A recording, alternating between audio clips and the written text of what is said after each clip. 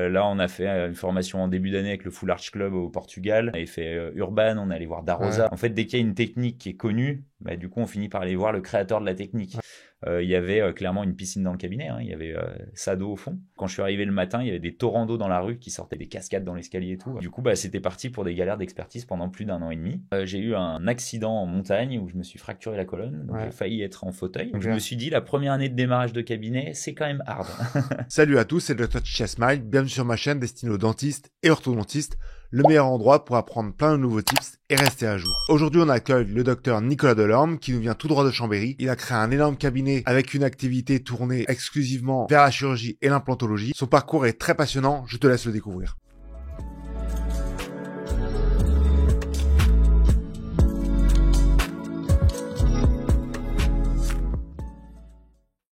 Merci d'être venu jusqu'ici. Avec plaisir. On va commencer par une petite présentation. Si tu peux te présenter rapidement, ton parcours, etc. Ok, bah, je m'appelle Nicolas Delorme. Je suis sorti en 2013, bah, pas longtemps avant toi, Mhm. de la faculté de Lyon. Et puis, bah, petit à petit, j'ai fait évoluer mon exercice. Au début, je faisais principalement omnipratique. Et puis, j'ai inclus beaucoup de chirurgie. Et après, j'ai basculé plus clic à compliqué en esthétique. Et là, en gardant la chirurgie, évidemment. Et là, ça fait maintenant un peu plus de 2 ans que je suis vraiment full chirurgie à temps plein. Et puis, en parallèle de tout ça, je m'étais mis à la formation au début dans le cadre des 1000 sourires du Maroc, par exemple, en chirurgie, euh, depuis maintenant une dizaine d'années. Et après, petit à petit, j'ai fait évoluer les formations là-dessus. On parle aussi maintenant pas mal d'organisation du temps, de gestion de cabinet, et aussi de la partie plus perso sur finance et investissement. Mhm. Comment gérer ses investissements, préparer sa retraite, tout ça, tout ça. Ok. Et puis j'ai monté un cabinet. J'avais d'abord racheté un petit cabinet à la sortie de la fac avec un pote sur Lyon pour apprendre un peu à gérer un cabinet au départ. Et en parallèle, j'ai monté un projet à Chambéry qui s'appelle le cabinet dentaire des Savoies. Et là, on a augmenté et maintenant on est 23 personnes dans le cabinet. Donc ça, je l'ai monté tout seul. Et puis, je viens d'associer 2 praticiens il y a quelques Ok. mois maintenant. Bon, on en reviendra là-dessus parce que c'est un endroit que tu connaissais pas. Enfin, tu connaissais de nom. Enfin, où tu venais de là-bas, toi, c'est ça? Ouais, j'étais C'est originaire ça. de là-bas, mais j'avais pas Mais t'avais d'activité, pas quoi. d'activité. Donc, t'as tout Non. fait. On en reparlera après. Ok. Juste, est-ce que, du coup, toi, t'avais déjà l'envie de faire de la chirurgie en sortant de la fac ou même avant, je veux dire, pendant la fac ou ça s'est fait comme ça sur le tard? Eh ben, c'est un peu en fait en 6e année. Moi, ça me plaisait hein, la chirurgie, mais à Lyon, tu sais, c'était un peu, c'était pas forcément ouvert, on va dire, pour apprendre réellement la chirurgie ou Hmm. s'y mettre comme il faut. Ça avait l'air d'être réservé à l'élite. Et puis heureusement, on avait quand même réussi à en faire un petit peu. Et il s'avère que mon stage de 6e année, j'avais eu la chance de me retrouver dans un cabinet à Vienne à l'époque avec Chapota qui m'avait Ouais. démystifié complètement la chirurgie. Dès le premier jour de stage, il m'avait fait faire des trucs. Enfin, moi, j'avais trouvé ça incroyable, puis j'ai bien aimé ce côté de vraiment résoudre le problème sur le moment, d'essayer de gérer mais quelque chose de fin et minutieux, ça m'avait plu.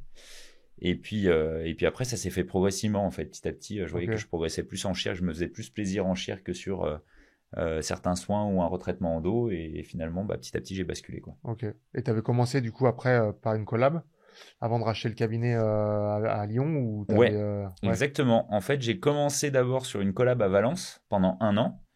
En parallèle, bah, il y avait eu cette histoire de rachat de cabinet avec mon pote à Lyon. Donc, ce qu'on a fait, entre-temps, j'ai fait une collab à Mâcon Ok. pendant la bascule. Et après, bah, je bossais dans le cabinet qui était exactement à Villeurbanne avec mon pote. Et après, je faisais un jour par semaine en location de plateau technique. Donc, c'est pour avoir vraiment un Hmm. bloc et faire plus de chirurgie dans le centre de Lyon. Et puis, bah, directement 1 an après ça, j'ai commencé à lancer le projet à Chambéry, mais ça a pris plus de 5 ans entre le Ah moment ouais. du démarrage et l'ouverture. Ça a pris quand même un bon moment Ok. et ça a évolué entre-temps. C'est ce qui était pas mal d'ailleurs que ça ne fasse pas d'un coup. Parce que tu sais, j'ai beaucoup fait évoluer les plans, l'organisation et tout ça. Hmm. Et quand t'as racheté du coup, t'as racheté sans être collaborateur avant, sans comprendre un peu comment le cabinet marchait, t'as racheté direct. Exactement. En fait, il s'avère que c'est un peu marrant sur l'histoire. C'était le cabinet de la mère de mon pote à la base. Et du coup, il m'avait proposé ce plan. Bah, vas-y, on fait ça. Comme ça, on apprend à monter un cabinet ou à gérer un cabinet et on apprend sur le tas. Ouais. C'était un petit cabinet de quartier qui faisait 70 mètres carrés. Et c'était parfait, en fait, pour commencer. Hmm. Donc, c'était une très bonne expérience. C'est une bonne expérience. Donc là, t'as créé une patientèle, comme elle était toute seule. Exactement. Moi, ça a été une création de patientèle. Lui, il bossait déjà un peu là-bas en tant que collaborateur. Donc lui, il avait déjà ses patients et tout ça. Et puis moi, c'était une création. Et c'est vrai qu'à l'époque, bon, bah, c'était pas bien compliqué. À Lyon, c'était moins chargé que maintenant, je pense. Puisque j'ai cru comprendre que c'était plus difficile pour Ouais, remplir, il y avait plus de en plus. concurrence. Alors qu'à l'époque, franchement, bah, surtout à Villeurbanne, dans le quartier où on n'était pas loin d'une zone franche, à Ouais, quelques centaines ouais, de mètres. Donc clairement, les plannings, ils étaient pleins en 2 secondes. ouais, ouais. C'était très rapide. Et puis c'était à taille humaine le cabinet, donc c'était peut-être simple pour se faire les armes, Exactement. apprendre à gérer. On a attaqué sans charge. Enfin, clairement, que ce soit le loyer ou autre, c'était vraiment très bas en Ouais, proportion. On avait une seule assistante au début, puis après on a augmenté, on a pris une deuxième, puis à la fin on en avait une troisième pour nous deux. Puis après on avait une collaboratrice, donc on a appris un peu toutes ces petites étapes ouais. à petite échelle sans prendre de risques réels au niveau financier. Donc Et c'était là, top. t'arriverais quand même à faire de la chirurgie dans ce cabinet. Eh ben étonnamment oui. Ouais, Au début, la première année, j'avais près de 60% de CMU en patient. Donc je me suis dit, bah, c'est peut-être pas là que je vais développer ouais. l'implanto. Et puis en fait, j'avais tort.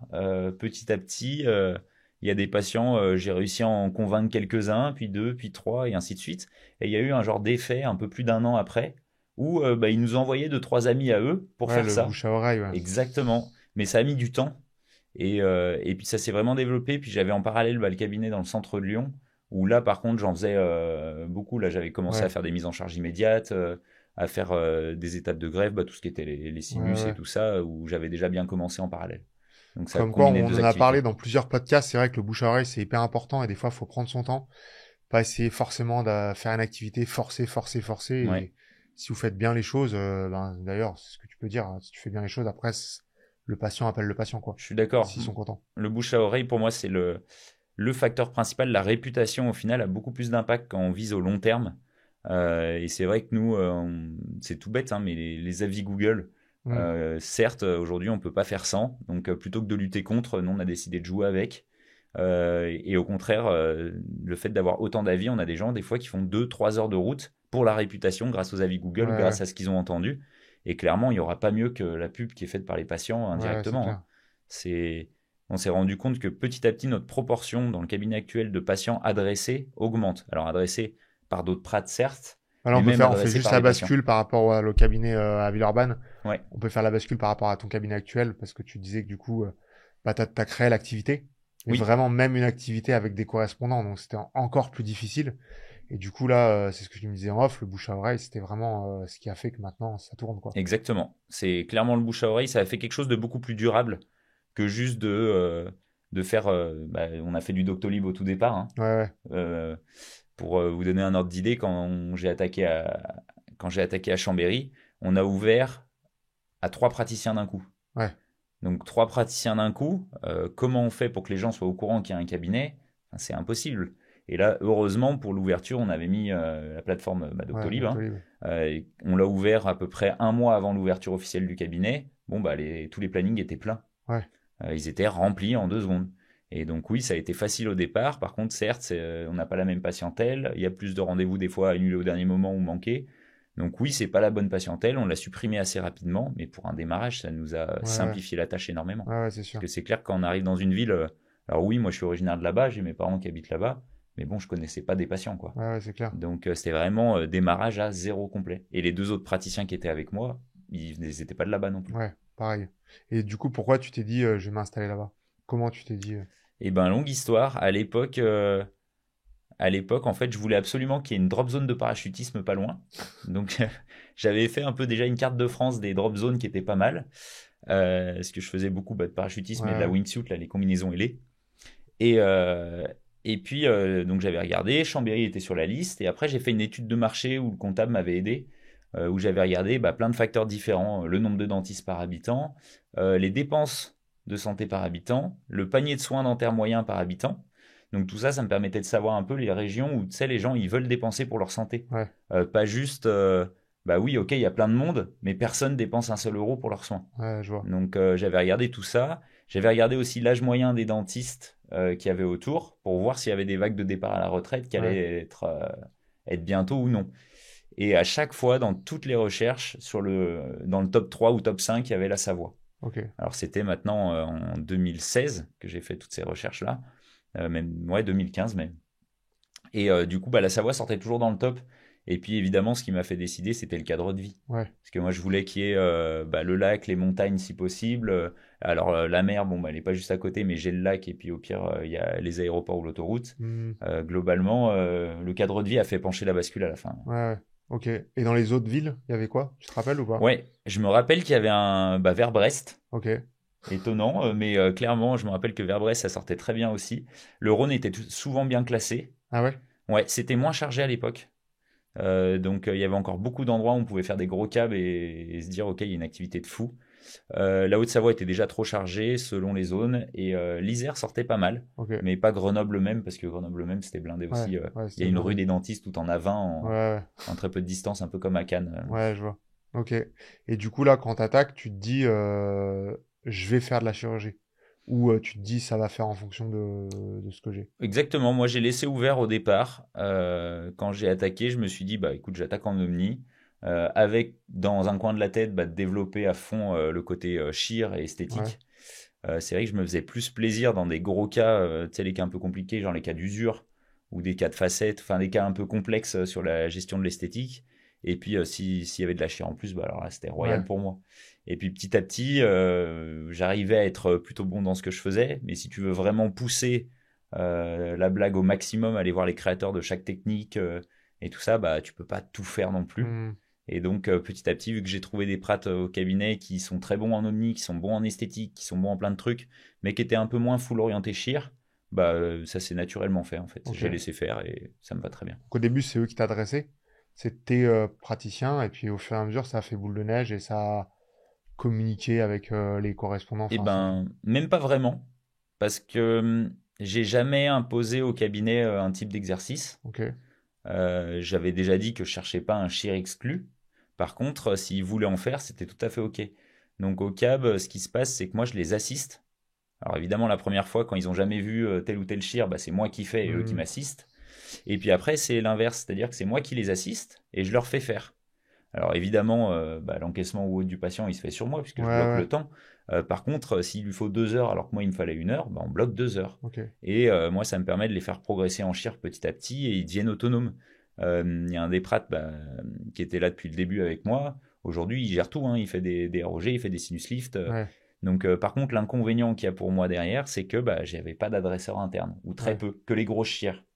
Donc, ça m'a obligé après à aller développer un peu ou chercher un peu aussi à l'extérieur du cabinet. Et comment t'as fait du coup pour cette partie? Et ben, les formations, clairement, j'essayais d'avoir, si possible, des gens de la région.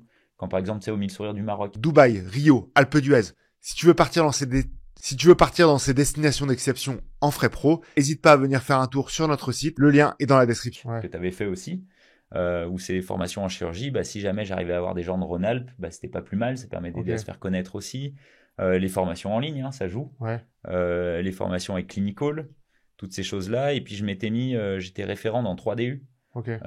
notamment bah, par exemple la SFBSI ou dans celui de Créteil. Et du coup, bah, il y a des gens qui doivent valider leur chir. Et pour valider leur chir, bah, ils viennent avec leurs patients au cabinet. Ah, d'accord. Donc moi, je les encadre, je leur fais faire, on fait les études de cas ensemble, et puis parfois, ça peut devenir des correspondants ou non. Donc ça, c'est des correspondants qui t'adressent vraiment les gros chirs et eux, ils font après leur chir un peu plus basique dans leur coin. Exactement. Souvent, c'est ça. Exactement. Puis même s'ils veulent progresser un truc, c'est pareil, c'est ouvert au prat extérieur. Alors peut-être que je me tire une balle dans le pied sur le long terme, mais en tout cas, je les fais venir, et s'ils veulent faire, il n'y a pas de souci, je les assiste, je leur montre, Ouais, ouais. et j'essaie de les faire progresser aussi, quoi. Bon, je pense pas que tu te tires une balle parce qu'au final, c'est donnant-donnant. Tu vois que le mec, il est cool avec toi, qui te fait apprendre. T'as pas forcément envie d'aller chercher de faire du sinus ou des ROG et tout. Donc tu te dis, bon, Ouais, bah, je lui envoie tout ça. Moi, je fais mes petits implants. Enfin, nous, en tout cas, c'est exactement ce qui s'est passé au cabinet, tu vois. ok. Et ben Et voilà. je pense que dans la tête des gens, la majorité se rendent compte quand t'as fait un ou deux sinus que c'est pas si simple que ça. Non. Donc des fois tu te dis bon, on va déléguer, on va se remettre à faire des choses un peu plus basiques, Ouais. allez pas trop chercher l'emmerde et, Ouais, c'est vrai que c'est pas le même et niveau de donc problématique. Quand non, on se c'est lance ça. dans les grosses greffes, les greffes 3D, les trucs complexes, en C'est ça. effet, c'est pas la Donc tu même. vois, tu te dis bon, le mec il a été cool avec moi, il m'a formé et tout, j'ai confiance en lui, Ouais. je lui adresse. Et je pense au final sur du long terme, au contraire, je pense que c'est Ça revient à plus périn. l'adressage, hein. Ouais, ça Je suis revient tout à à fait l'adressage, d'accord. c'est Puis ça. moi, j'aime bien partager de façon, quoi qu'il arrive, en général. Donc, Ouais, typiquement, c'est c'est le genre sûr. de truc qui me plaît, hein. J'aime bien qu'il y ait du monde au cabinet. Ouais. Il y a plein de gens, je les ai fait venir au cabinet comme ça. Ouais, ouais. Je les croise en formation ou autre, on parle de ça, ils me disent ah, j'aimerais bien voir le cabinet, bah, je leur ai proposé, ils sont venus passer une journée, quoi. Ouais, ouais. Sans problème, c'est un truc qui me plaît, quoi. Donc, toi, maintenant, t'es plus formateur, mais est-ce que tu continues quand même à te former aussi ou pas? Tout le temps. Ouais. Alors, j'arrête pas. À chaque fois, je me dis, oh, l'année prochaine, tu fais moins de formation. Et puis, à chaque fois, j'en reprends autant. Là, on a fait une formation en début d'année avec le Full Arch Club au Portugal. Et enfin, voilà, on enchaîne à chaque fois. On avait fait Urban, on est allé voir Ouais. Darosa, on est allé voir. En fait, dès qu'il y a une technique qui est connue, bah, du coup, on finit par aller voir le créateur de la technique. Ouais, je vois. Parce qu'on essaye de pousser la blague un peu plus loin à chaque fois. Donc, on enchaîne, ouais, tout le Ouais. temps. Chaque année, on fait ça fait même partie d'ailleurs de nos contrats au cabinet, Ok. parce que j'ai le même que tout le monde, hein. Tout le monde a le même contrat. Et on est obligé de se former tous les ans. Ok. C'est dans le contrat, c'est dit, voilà, vous avez tant Ouais. à... Alors, on a été gentil, hein, c'est l'équivalent de 2 semaines et demie minimum. Ouais, c'est déjà quand même pas mal, hein. Ouais, voilà. Mais c'est Et e-learning compris? e-learning compris, oui. Ouais. Ouais, donc ça va. Puis vu que tu as une dynamique globale, en fait, on n'a même pas besoin de Ouais. regarder, parce que tout le monde, ah, je vais faire cette formation, quelqu'un est chaud, puis tu en as toujours deux, Ouais, trois autres qui ouais. viennent. Vu qu'on est plusieurs praticiens, il y a cette émulation, Ouais, c'est assez ouais. cool. Ouais, c'est une bonne dynamique, ça, franchement. Ouais, ouais, c'est agréable. Même pour l'esprit d'équipe et tout, c'est quelque chose qui peut être Carrément. intéressant de mettre en place, quoi. Et du coup, même quand t'es formateur, parce que du coup, ça, c'est ta grosse partie, c'est la formation. Enfin, toi, Ouais. en tant que formateur, même là, t'apprends encore des choses, je suppose. Ah bah tout le temps. Ouais.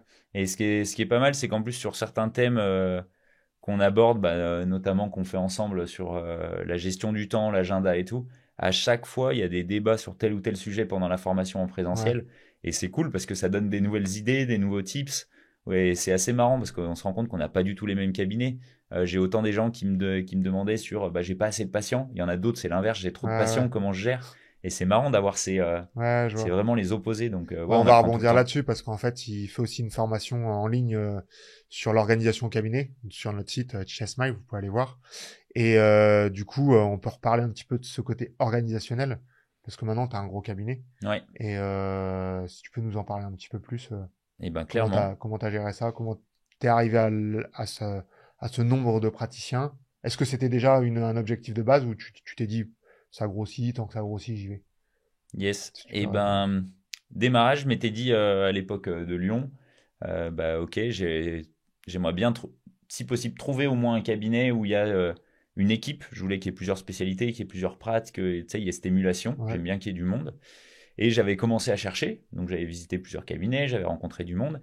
Et souvent, j'avais tendance à tomber sur des cabinets où il y avait, bah, soit on est le larbin quand on arrive, soit il y a des problèmes d'ego mm, qu'il y a beaucoup dans notre profession, soit les soins n'étaient pas de bonne qualité, soit... Et en fait, j'arrivais pas à trouver un truc qui me correspondait. Et je me suis dit, bon, bah tant pis, je vais le faire moi-même, quoi. ouais, Si je n'arrive pas à trouver un truc équivalent, je vais le faire moi. Et au début, bah, j'avais commencé à regarder avec un ou deux potes. On s'est dit, on avait entendu à l'époque qu'il fallait faire des multiples de 3 pour les fauteuils pour avoir une bonne organisation. Je m'étais dit, bon, bah go 6 fauteuils, c'est pas mal. Et puis quand on avait commencé à voir les prix, bah, le premier pote qui était un peu dans le projet, il m'avait dit ah, mais c'est mort, c'est trop élevé, moi je fais pas ça. Je lui ai dit bon bah ok, j'en trouve un autre. Le deuxième il me dit ah, mais c'est trop cher, je fais pas ça. Et je m'étais dit bon bah tant pis, j'y vais tout seul, hein. Et donc moi j'y suis allé tout seul, parce que j'ai un rapport au stress qui est un peu, je suis pas un stressé de nature, donc ça me gênait pas. Et puis bah, le cabinet a été monté. Et puis après, bah, ça a évolué petit à petit t'étais parti à combien de jusqu'à fauteuils du coup? on a attaqué en ayant équipé 3 salles sur les 6. On a 3 salles, 2 blocs actuellement. Donc j'avais équipé 3 salles sur les 6. On a attaqué direct à 3 prats Ok, et un bloc. ok, Et puis après, bah, on a ajouté petit à petit au fur et à mesure parce que les démarrages ont été plein de péripéties. ouais. Bon, on peut en parler, hein. Ok.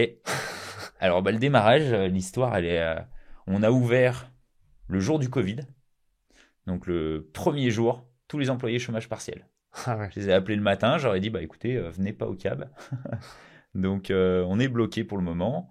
Donc bref, on attend. Entre-temps, on a fait plein de trucs pour organiser un peu le cabinet. On a organisé des zooms à distance avec l'équipe. On a fait mm, des petits jeux de rôle ou des trucs comme ça à distance pour essayer d'être prêt, tu vois, le jour où ça réouvrirait.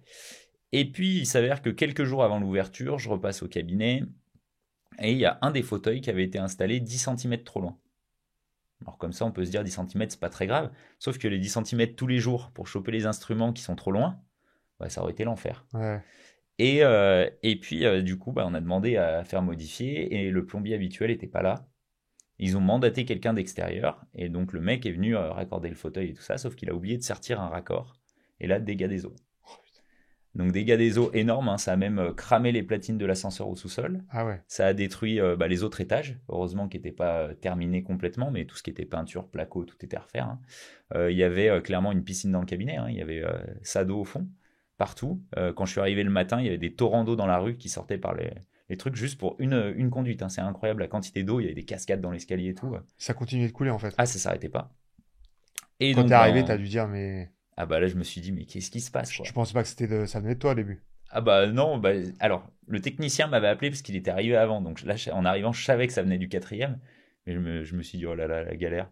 Et là on arrive, bah écoute, la flotte partout, donc de là par contre toutes les entreprises ont été réactives, elles sont venues, elles ont aspiré l'eau, elles ont tout nettoyé, et puis après bah, c'était parti pour plus d'un an d'expertise, parce qu'on a ouvert, on a pu quand même ouvrir et attaquer pour bosser même pas 2 semaines après. Ouais.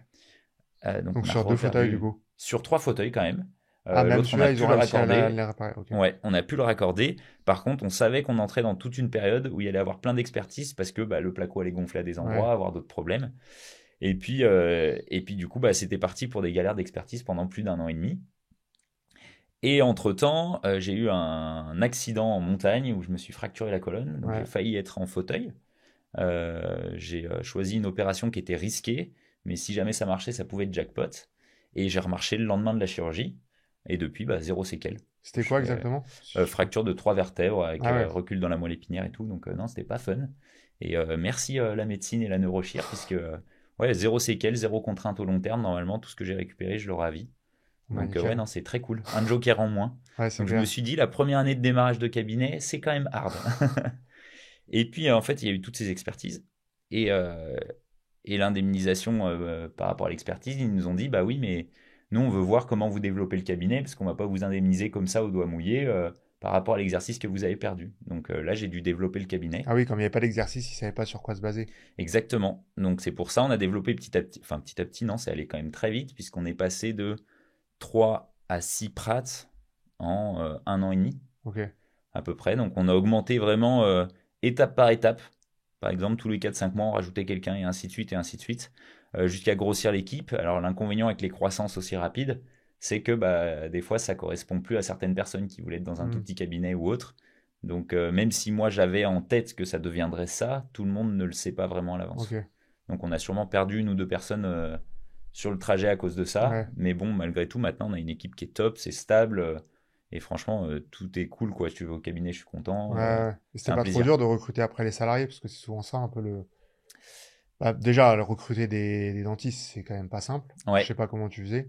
Bah, ce qui est plus facile, c'est que pareil, c'est le cadre de vie. En fait, il y en a plein qui voulaient venir Ouais. pour les stations de ski. Là. Ok. Vu que c'est un peu à la mode en ce moment, tu sais, le vélo, la montagne, le ski, et ben, on a des CV même spontanés dans l'année, sans mettre Ah ouais. d'annonce. D'accord. Et après, là, quand on a mis l'annonce, on n'a pas 50 CV, hein, faut pas rêver non plus, mais on a vite 5-6 CV rapides. Ouais. Donc ça nous permet quand même régulièrement d'avoir un peu de choix. Ok.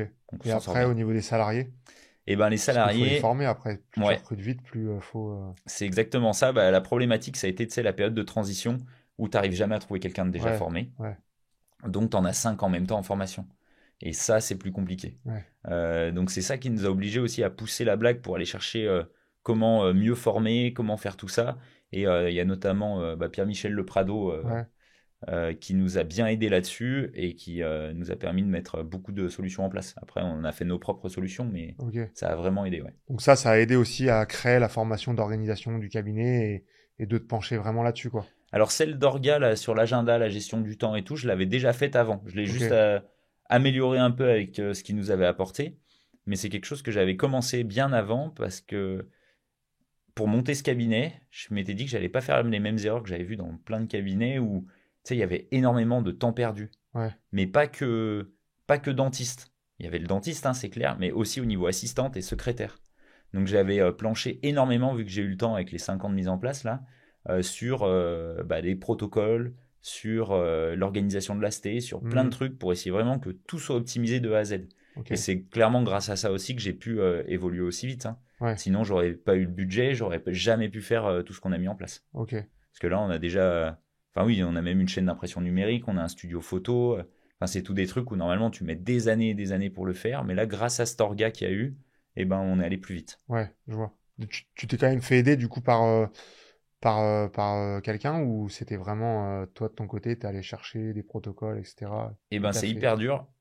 J'ai voulu, tu sais, j'ai visité quelques cabinets, je suis allé Ouais. rencontrer du monde et souvent les gens ils veulent pas partager. Ah ouais, à ce point? Ouais, quand tu commences à rentrer dans des protocoles ou des trucs un peu plus poussés et que tu demandes, bah, vas-y, tu aurais un exemple, tu peux m'en donner un ou autre, les gens ils disent, bah non, c'est mes protocoles, je veux pas partager ou autre, ce que je comprends, hein. Ouais, Euh, non, voilà, pas bah du tout. après, des fois c'est difficile de partager, donc Ouais, voilà. mais il sait que tu vas pas t'installer en face ou que tu vas pas. Ouais, mais Enfin, après, ça c'est va toujours cette pas. histoire de. T'as pas toujours envie, tu vois, de donner les trucs que t'as fait. Moi, c'est les trucs dans la formation ou autre qu'on organise, je les file tous mes supports, hein. Ouais, ouais, Ceux ouais. qui me demandent, même ils peuvent venir au cabinet. Parce que bah, je m'étais toujours dit, ok, bah, j'ai ramé à fond. Personne n'a jamais voulu aider à l'époque, puisqu'il n'y avait pas beaucoup de formations d'ailleurs d'organisation, hein. Ouais, c'est clair. Il y en avait moins en tout cas que maintenant. Et au final, moi, je m'étais toujours dit, bah non, au contraire, moi, je ferais l'inverse et puis je partagerais s'il y en a Hmm. qui veulent venir et tout, c'est avec plaisir. Et donc, du coup, au final, t'as fait comment pour créer tes process? Eh ben, j'ai fait. Alors, j'avais suivi à Lyon des cours particuliers. C'était une femme qui coachait des chefs d'entreprise, donc Ok. rien à voir avec le dentaire, histoire de choper un peu des trucs sur plus l'organisation, tu sais, gestion de Hmm, boîte et tout ça. hmm. Et puis après, bah, j'avais fait les formations qui sont un peu plus connues. J'avais lu les bouquins d'efficience, par exemple. J'avais suivi des formations avec Binas, Ok. que j'avais vu dans le cadre de certains DU. Après, bah, il y a eu ces deux S, Pierre-Michel Le Prado. Puis après, toute la recherche sur Internet et du bon sens, hein. Il y a plein Ouais. de trucs où c'est moi qui ai planché de mon côté, tu sais, pour l'organisation des cassettes, tous ces trucs-là. Ouais. Je prenais pas celles qui me disaient, j'essayais de réfléchir et moi de mettre en place des trucs pour optimiser au max, quoi. En fait, en plus, t'as même pas pu tester. Peut-être à Villeurbanne, tu testais un peu ou Ouais, pas? j'ai fait quelques crash Ouais. tests sur du matériel, des petits trucs. Et en fait, quand on a ouvert à Chambéry, tout le matériel était acheté et prêt. Ouais. Je l'avais Tu savais acheté avant à déjà. Lyon. Ouais. Et genre, devant des films dans mon appart, j'avais préparé les cassettes de tout le cabinet, tout était prêt, tu vois, Ouais. j'avais des caisses entières Ouais, je vois. de matos déjà prêts. Donc, tous tes protocoles, tu les avais déjà plus ou moins testés. Non, ça c'est le Covid. Ok. Les 6 semaines du Covid, ça a été... clairement, ça m'a fait gagner 2 ans, je pense, sur l'orga. Parce que j'ai passé 100% de mes journées à organiser le cabinet. Ok. Tu sais, c'était vide. Ma conjointe, elle est conseillère funéraire, donc elle avait le droit de se déplacer et tout à Ouais. fond.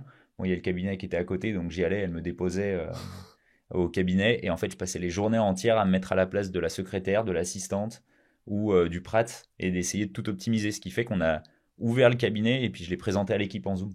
Ok. Donc clairement, ça m'a fait gagner ce que j'aurais mis peut-être 2 ans à faire. Ouais, donc pour toi, il faut quand même bien prendre le temps d'organiser son cabinet. Ouais, c'est vraiment le. Pour moi, c'est vraiment pas du temps perdu. Ouais. C'est tu prends un peu de temps à l'avance pour réussir à. Et ça t'en fait gagner un temps de fou Ouais, après. ouais. Parce qu'en vrai, rédiger les protocoles, je sais pas, vous êtes deux dans ton cabinet, hein. Ouais, nous franchement, c'est moyen moyen.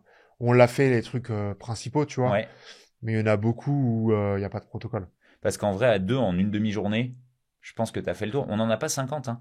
Quand on a rédigé tous nos protocoles, même en comptant ceux de Chir, on doit être à 22 Ah ouais. protocoles. En fait, c'est pas si long que ça. Mais ceux au secrétariat, non? C'est ceux-là, nous, en fait, qui sont un peu Alors, plus. secrétariat, on a utilisé, c'est Pierre-Michel qui nous a fait découvrir, Xmind. Ok. C'est le mind mapping. Je sais pas si ça te parle, c'est comme Ouais, ouais, une carte mentale en fait. Et du coup, tu peux ouvrir chaque sous-catégorie. Donc, on a le parcours patient par exemple. ok. Ce qui fait que tu as écrit ça.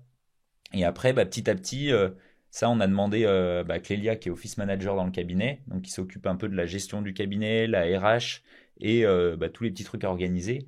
Elle rédige des fois des petits process en plus. Ok. Par exemple, qu'est-ce qu'on utilise pour enregistrer les dossiers des patients, des correspondants, tu Ouais. vois. Et ça, c'est elle qui a rajouté après petit à petit. Ça s'est fait en Donc là, plus. quelqu'un qui rentre dans ton cabinet, qu'il soit secrétaire, assistante ou praticien, Ouais, il a tous les process pour savoir tout faire, en fait. exactement. En gros, si c'est quelqu'un qui a... Déjà, ils reçoivent un petit livret d'accueil. Il y a un petit livret qui explique les bases, tu sais, comment t'éteins le cabinet, Ouais. l'alarme, les numéros d'urgence, et trucs comme ça. Il y a un petit livret qu'on a fait nous, enfin que Clélia a fait d'ailleurs. Ensuite, selon si c'est prat, assistante ou secrétaire, ils ont des trucs adaptés. Ils vont avoir soit les scripts du cabinet, si c'est une secrétaire, donc Hmm. ce qu'on dit en général au téléphone, comment on le gère, qu'est-ce qui se passe en cas de rendez-vous raté, en cas de retard. Elles ont un truc qui est vraiment précis. Les assistantes, elles vont avoir plus les protocoles de soins, les protocoles de ST. Ouais. Et les prats, ils ont les protocoles de soins, plus des trucs un peu plus organisation des séances, tu vois, un peu plus poussés.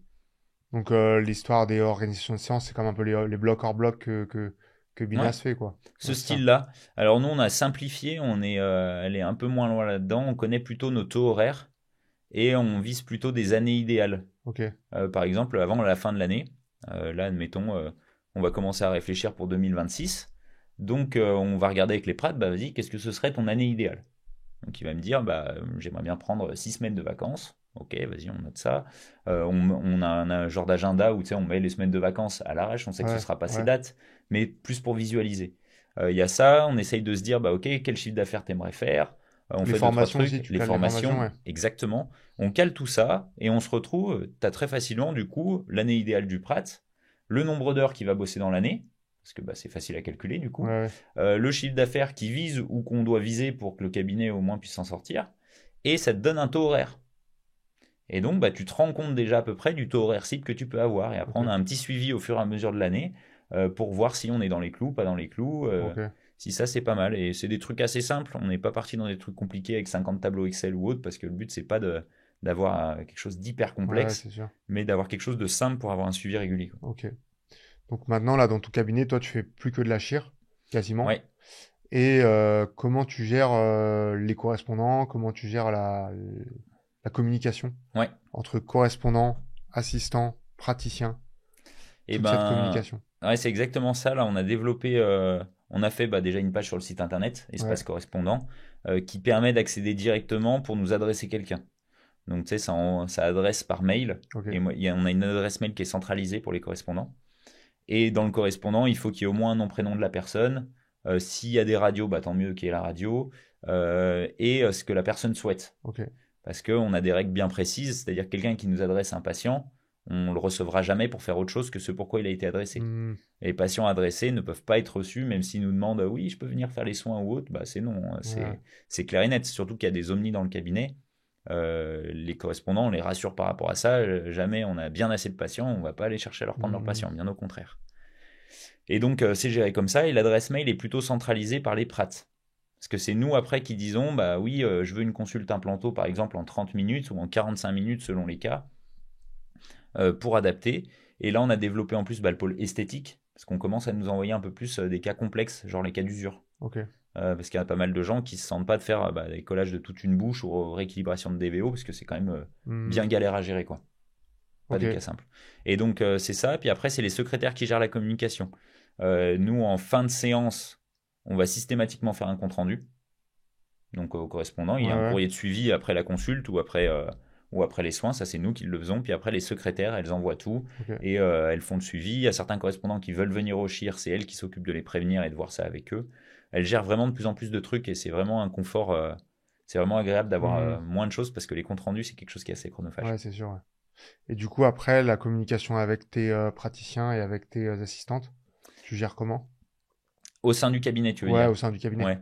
Et on utilise énormément, je pense que tu as Logos aussi, donc Ouais, on utilise énormément les post-it. ouais, Par exemple, quand un praticien dans le cabinet il veut me parler d'un plan de traitement ou a des questions, très souvent il me met un post-it ça met le nom du patient en ouais, haut ouais. automatiquement et il me demande ce qu'il veut et soit je lui réponds ici, soit quand on a un moment ou à midi avec le café ou un truc comme ça, on fait quelques plans de traitement tous ensemble. Ok. Et on utilise énormément ces fameux post-it, hein. Clairement, c'est Ouais, le, ouais. Ça et peut-être la messagerie aussi instantanée. Ouais, quand c'est la messagerie instantanée, on l'utilise que pour les trucs urgents tout de suite. Ok. Ouais, Du style, tu veux prévenir l'accueil que tu as un peu de retard ouais, ouais. ou tu as une question où attention, le patient il est parti, il a oublié quelque chose. On l'utilise moins pour communiquer sur un plan de traitement. Ouais, ouais. Ouais, Sauf nous, s'il c'est y à a peu près besoin sur pareil. le Ouais, moment, tu peux venir me voir dans la salle quand tu as un moment. ouais, Tu ouais, vois, ouais. des fois, sur un Ouais, truc ouais, c'est d'implanto. clair. C'est pratique, ouais. Ok. Et donc, je pense qu'on a fait le tour par rapport à ça. Est-ce que toi, au niveau vie perso, vie pro, t'arrives à jongler Et avec ben, toutes tes... ouais, ouais, ouais, carrément. C'est vrai que depuis déjà qu'on a arrêté la wingsuit avec Quentin, ça nous a libéré un peu de temps parce que ça prenait beaucoup, beaucoup de temps Ouais, pour aller faire certains sauts, fallait s'entraîner. On est allé faire record du monde, on est allé faire plusieurs trucs, les championnats à Chalon, enfin, ouais. et du coup c'était très chronophage. Et c'est vrai que là maintenant qu'on a arrêté ça, on a libéré plus de temps, donc pour voir les potes, pour faire d'autres trucs. Et puis après, le développement du cabinet. c'était très chronophage, on Ouais. va pas se mentir. C'est pas quelque chose qui se fait en 2 secondes. L'avantage que j'avais, c'est que ma conjointe, vu qu'elle était conseillère funéraire, elle bossait des fois les samedis, les dimanches. Donc Hmm. moi, je profitais des moments où elle n'était pas là pour avancer pour le cab. Et puis petit à petit, grâce à l'organisation et à l'évolution, j'ai réduit mon temps de travail. Ok. Je suis passé maintenant sur 3 jours full shear. Alors clairement, j'ai vite un jour de gestion par semaine, hein, entre le cabinet et tout ça. Mais vu que je viens d'associer 2 praticiens, on se partage un peu les tâches. Donc ça va Ok. permettre petit à petit de réduire ça. Et c'est vrai qu'aujourd'hui, je manque pas de temps pour faire le reste. Il y a les formations, c'est du Hmm. boulot, mais c'est pas pareil. Il y a le sport, il y a les événements, les voyages, les congrès. Et au final, j'arrive bien à trouver cet équilibre et j'ai jamais eu pour l'instant de phase de burn-out ou Ouais. quoi que ce soit où je me suis senti vraiment dépassé. Heureusement, j'arrive bien à trouver cet équilibre-là. Puis j'ai trouvé vraiment en hobby, on va dire, une passion pour l'immobilier, l'investissement et tout ça. Donc c'est des trucs que je fais avec plaisir. Moi, je le vois pas comme un boulot. Ouais, je Donc vois. ça me fait plaisir de le faire. Ok.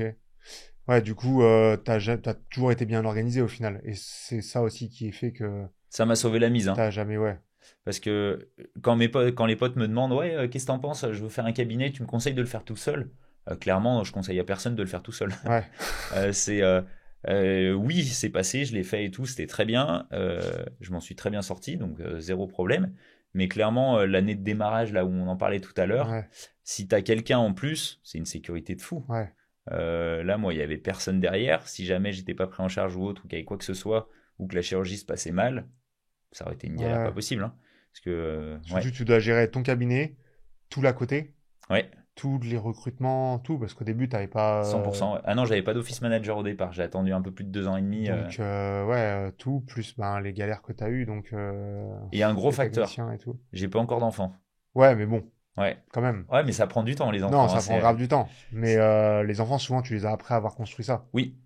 Dans l'ordre des choses. Enfin, après, il y en a peut-être qui font différemment, mais Ben, c'est pour ça que j'ai choisi de faire le cabinet avant. Je me suis dit comme ça, au moins, si un jour on décide d'en avoir, ce sera vraiment un moment où je pourrais y consacrer du temps. Et c'est je ça. serai pas sous l'eau à pas pouvoir gérer le cab. Ouais, Parce que c'est sûr qu'au tout début, avec le dégât des eaux ou autre, j'ai passé des week-ends à faire les PowerPoint pour les assurances, hein. ouais, c'est ça.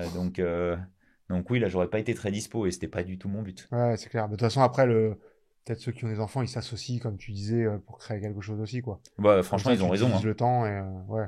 Ah Ouais, ouais. donc c'est ce que tu conseillerais. Ah, clairement, tu peux te reposer sur l'autre. Alors, s'il y a quelqu'un de confiance, hein, s'associer Et pour d'ailleurs, s'associer, non. quelqu'un de confiance pour toi, c'est quoi? C'est quelqu'un qui te ressemble ou au contraire, c'est quelqu'un qui est complètement différent au niveau de l'organisation, la gestion, des émotions? Des profils différents, ça peut être tout à fait compatible. Tu sais, il y a énormément de duos complètement différents qui ont super bien marché, hein, que ce soit Apple, Hmm, enfin, tout plein de marques comme ça connues où t'as un qui est ultra créatif, l'autre qui est plus cartésien, ça marche très très bien, ces duos-là. Mais pour moi, ce qui est important, c'est surtout qu'il y ait les mêmes valeurs de fond. ok. Il y a un truc tout bête, hein, c'est un jeu qui s'appelle le jeu du post-it. Tu fais mettre aux futurs associés ou aux personnes avec qui tu as l'intention de t'associer 5 trucs hyper importants pour eux sur un petit papier. Dans leur vie, tu veux dire, ou un objectif, Ouais, ou une valeur. une valeur, ok. Plutôt une valeur, un mot qui définit un truc qui est hyper important pour eux. Alors tu peux dire que c'est en lien avec le cabinet forcément. Et à la fin, tu mets en papier, chacun passe et explique ces 5 papiers. Et tu regardes déjà voir si les valeurs de fond, ça se rejoint ou Ok. pas. Et tu te rends compte que oui, elles vont évoluer dans le temps. Des fois, tu peux être aligné avec quelqu'un, puis plus tard, parce on change, on évolue. Mais malgré tout, si les valeurs de fond, c'est les mêmes, bah, ça va quand même sûrement Ouais. aider. Ouais. Et l'association, clairement, je comprends très bien J'avais toujours entendu, attention, c'est comme un mariage. Bah oui, je vois l'idée. Ouais. C'est clair que si t'es plus aligné, mais que t'es engagé dans le cabinet et tout, c'est compliqué. Ouais, je vois. Donc ouais, pour moi, c'est vraiment cette histoire de valeur de fond. Tu peux être très différent en personnalité, mais si globalement l'idée de base est la même ou les objectifs sont les mêmes, Hmm, pour moi, c'est OK. ok. J'aime bien finir sur deux petites anecdotes. Une anecdote ou un cas où, peu importe, quelque chose qui t'est arrivé, qui c'était assez difficile. Une galère, en gros. Ouais. Si t'avais une petite anecdote à nous partager. Alors, un cas avec une galère. Clinique ou pas, déjà, t'as eu le dégât des eaux du cabinet, c'est déjà pas mal. Ouais, celui-là, il est sympa. Un cas avec une galère, j'ai eu un cas il n'y a pas très longtemps d'ailleurs, c'était il y a un peu plus d'un an. Donc bref, le patient arrive, il y a une dent, une centrale, jeune. Il y a une centrale fracturée, extraction implantation à faire. Bref, on essaye d'enchaîner vu qu'il n'y avait pas trop de pertes osseuses. Hmm, Donc on se dit, nickel, on peut y aller, cas parfait. Alors, il y avait quand même une perte osseuse sur la face externe.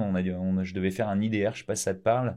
C'est tu prends un peu d'os à la tubérosité, donc tout au fond. Ok. Tu viens façonner une corticale à la forme du défaut osseux et t'imagines que tu cales la corticale pour recréer une corticale vestibulaire et tu mets ton implant et tout. Ça marche Mais hyper la bien. stabilité, par contre, tu l'as en palatin, du coup. Exactement, Ok. tu l'as sur le reste. Et donc bref, je fais la chire, tout content, tout est magnifique, je réussis mon IDR nickel, alors que c'est une chire où tu sais, c'est quand Ouais, même un peu ouais, stressant parce que t'es à l'aveugle, quoi, tu décolles pas de lambeau ni ouais. rien. Ouais. Et il repart la provisoire magnifique, plus belle que la dent d'avant, tu vois. Donc bref, très content. Et puis le patient nous appelle au bout d'une semaine, oui, j'ai quand même quelques douleurs et tout. Et je me dis, bah, normal, au bout d'une Ouais, semaine, ouais. tu vois, ça peut être un peu sensible. Je le revois en contrôle, tout est beau, la gencive nickel, pas de signe infectieux. Rappel au bout de 2 semaines, ouais, j'ai comme des sensations de brûlure un peu dans toute la bouche et tout. Je me dis, ah, c'est pas possible. Je vérifie, tout est nickel en bouche, rien, la gencive pas inflammatoire, rien du tout. Même l'endroit du prélèvement, rien. Même l'endroit du prélèvement, rien. On se dit, mais c'est incroyable. Donc, au cas où, par sécurité, je remets quelques jours d'antibio. Bref, on vérifie. Et puis, il dit, ah, ça va un peu mieux. Et quelques semaines après, il rappelle encore à nouveau des sensations de brûlure. Là, je me dis, bah attends, c'est peut-être la résine. Tu sais, les monomères. Enfin, Ouais. je me suis dit, bah, c'est peut-être pas compatible avec la résine bisacryl. J'appelle un allergologue en urgence. Je demande de faire les tests. Hyper sympa, l'allergologue nous dépanne. Il reçoit, alors qu'il y a 6 mois d'attente. Il reçoit le gars direct. Pas de problème avec la résine. Putain, c'est pas possible. Et puis là, il revient 2-3 semaines après, l'implant dans la main. Tout propre, hein. Pas de signe Ouais. infectieux, rien. Alors, étonnamment, l'ajout osseux a fonctionné. Pas totalement, mais sur une partie. Et bref, l'implant dans la main. Donc, je lui fais un provisoire à ailettes. Je fais des petites ailettes métalliques côté interne. Là, je les fais pas en compo parce que le Hmm. but, c'est de pouvoir décoller, recoller le temps de refaire le travail. Je lui colle. Il m'appelle 10 jours après. Brûlure. Je dis, c'est pas possible. Qu'est-ce qui se passe? Donc, bref, je comprends pas. À nouveau, il me dit ah, toutes les sensations. Je me dis, bah, purée, peut-être il reste quelque chose. Est-ce que c'est au niveau de Ouais. la zone de la chirurgie? Je réouvre. Je vais chercher en dessous et tout. Rien. Tout est propre. Tout est nickel. Je referme. Je recolle le provisoire. Encore brûlure. Purée. J'envoie chez l'allergologue. Je lui fais tester tout ce qui est possible. Et là, il s'avère que c'est une vraie allergie au titane. Donc, le truc que je pensais avoir que dans les livres C'est clair. et apparemment qui n'existe quasiment jamais. Il avait titane, chrome, vanadium, molybdène, plus je sais pas combien d'autres trucs. Il s'est découvert des allergies à plein d'autres choses. Polyallergique à mort. Et il Métaux, s'avère que, surtout aux métaux, en fait. bah, non, pas que. Il avait des trucs complètement improbables en rapport avec le poulet. Il avait un truc en rapport avec le miel. Enfin, complètement improbable.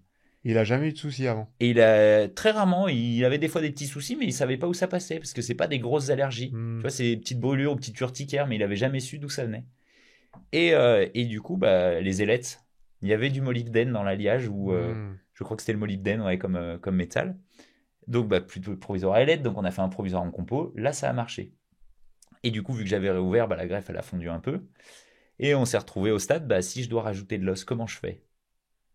Bah, le magnésium, il y avait des membranes en magnésium, mais pareil, on prenait un risque parce que ça allait peut-être pas Ouais. mal, Collagène. c'était compliqué. Et puis finalement, on s'est mis d'accord avec le patient, on a regardé ensemble, parce qu'en plus il est hyper sympa.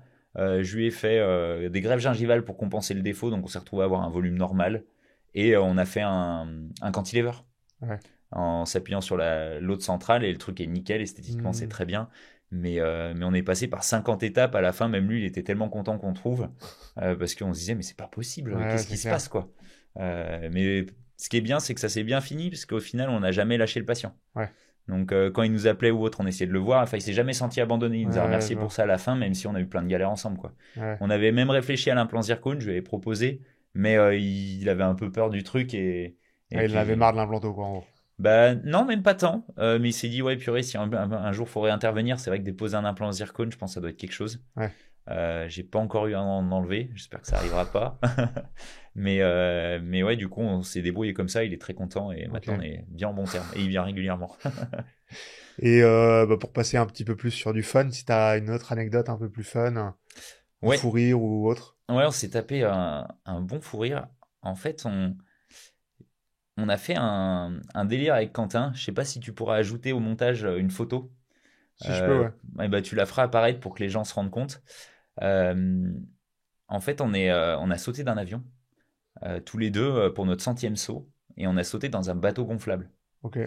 Et donc, on s'est tapé le délire. Au début, on est parti en tonneau, on a réussi à le stabiliser, puis on volait vraiment assis tous les deux dans le bateau gonflable. Et vu qu'il n'y avait pas le vent, en plus, c'était incroyable, on pouvait se parler. Donc, on a pu se parler en l'air, on s'entendait, enfin, un truc de fou. On était trop contents, on était les seuls à avoir réussi ce jour-là à tester ce genre de truc. Et je reprends le cabinet. Et puis bon, c'est pas très très autorisé, hein. C'était un peu border à l'époque parce que bah, t'imagines bien que si le bateau tu le lâches et qu'il va se poser je sais pas où sur Ouais. la route. Alors heureusement c'était perdu en campagne, mais bon c'était moyen, on va dire au niveau légal. Ouais. Et puis j'arrive quelques jours après au cabinet et j'ai une patiente qui s'installe au fauteuil et qui me dit eh ben vous savez que je sais ce que vous avez fait ce week-end. Je sais que vous avez fait un truc qui est pas très bien. Je me dis, oh purée. De quoi elle me parle? Alors, tu sais, je commence à réfléchir à tout. Est-ce que j'ai roulé trop vite sur la route? Les flics, tu vois, j'en sais rien. Et puis, je pense au bateau. Je me dis, non, mais c'est pas possible. Personne ne peut savoir et tout ça. Et puis, elle explose de rire, la patiente. Et en fait, c'était la mère du pilote. Ah ouais. Et c'est lui qui m'avait adressé sa mère pour que je la soigne. Ok. Et elle, bah, tu sais, ça l'a fait marrer à mort. Elle dit, ah, franchement, c'était trop bien, les photos, elles sont incroyables. Et du coup, au début, j'ai eu sueur froide. Tu sais, je me suis dit, purée, ça se trouve, les flics, ça se trouve, c'est quelqu'un qui est de la sécurité aérienne, tu vois. Et je me suis dit, purée. Et en fait, c'était assez marrant. Et au final, elle avait trouvé ça très cool. Son fils, c'était le pilote. Et on en a bien rigolé après avec le Tu pilote te aussi. souvenais Et plus Quentin, qu'elle quoi. avait adressé le... Bah non, bah, elle me Elle l'avait l'avait pas jamais dit. dit. Elle l'avait pas dit, ouais. Elle me l'avait jamais dit, mais elle venait pour ça, quoi. Ouais, Du coup, ouais. c'était. Bien Mais drôle. ouais, tu sais, tu passes par toutes les Ouais, c'est émotions, quoi. clair. Grosse surfroide, puis après, en fait, tu rigoles et Ouais, c'était pas c'est mal. clair. Bon, bah, nickel. Et bon, bah, on va clôturer là-dessus, je pense. Ouais, Si, ah oui, juste une dernière chose. Si j'aime bien en fin de podcast demander à la personne si elle a un petit quelqu'un qu'elle connaît, que je peux interviewer ou, ouais, bah, il faut que je te trouve ça. J'ai ouais, on en pas plus parlait, hein. réfléchi que ça pour le moment, mais c'est vrai que la plupart de mes potes, tu les as déjà interviewés. Après, j'ai un pote qui a monté un cabinet qui est vraiment très cool en Belgique, où en plus, eux, ils ont la chance d'avoir déjà, tu sais, les hygiénistes et tout Ouais, ça. ouais. Je pense que ça pourrait être sympa d'avoir Ça peut être justement leur point de intéressant, ouais. vue et de voir comment ils ont évolué là-dessus, parce Ouais, que ouais. c'est quand ils te racontent, des fois, ça donne envie d'avoir ce poste-là. Ah ouais. Ouais, Puis ça peut être intéressant de voir un peu ce qui se passe dans les autres pays, quoi. clairement. Franchement. Parce qu'ils n'ont pas du tout les mêmes problématiques, hein. Tu sais que Ouais. vu que les soins sont très valorisés, la prothèse pas bien remboursée du tout, et ben en fait ils font beaucoup plus de soins, ils sont plus conservateurs sur plein de choses. C'est vrai que le système étant différent, Ouais. ça a vraiment des impacts sur l'exercice. Ouais, je vois. Bah ouais, pourquoi pas, ouais. Mais On sinon le je pourrais t'en contactera. trouver d'autres. Non, mais ce sera pas mal, je pense. Ok, Ok. nickel. Bon, bah, je pense qu'on est tout bon. Et ben merci en tout cas de Bah, m'avoir merci accueilli, hein. beaucoup. Au revoir à Salut à tous. tous. Merci d'avoir écouté ce podcast jusqu'au bout. N'hésite pas à liker, t'abonner, mettre un petit commentaire. Ça permet de booster la chaîne vis-à-vis de l'algorithme YouTube.